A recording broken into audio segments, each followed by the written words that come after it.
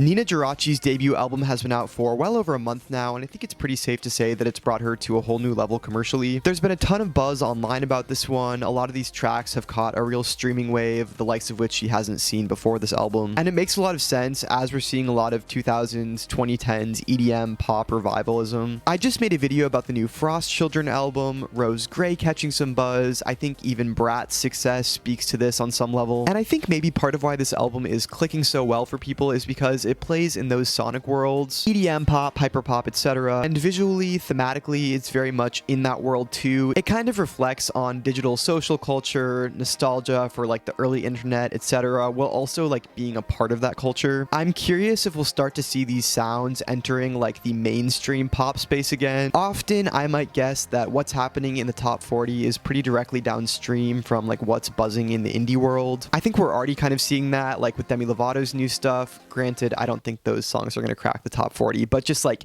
kind of mainstream pop voices dipping their toe back into these waters, which is also kind of funny in this case because these sounds are also downstream from like the top 40 of a decade or two ago. It's not uncommon for like these indie voices to bring around the sonic trend cycle. I think to like Miggy kind of bringing back like the Police thing in like a mainstream way now on Justin Bieber's album, but I think this will be an interesting one to watch just because it's so soon after that sound kind of fell out of favor. And by the way, I recognize this is kind of a US-centric chart view. I know this kind of music has not fallen off to the same degree in like the UK or Australia as it has here, but I think it's still safe to say that these artists from those countries are doing something fresh, exciting, new feeling. Also just learned of this band Two Charm. They only have one song out at the moment called Boyfriend, but Nina Geraci produced it and I could see it picking up some steam. I'll be really eager to continue to watch these voices and the sound more broadly. Have you been enjoying Nina Geraci? I love my computer. Let me know.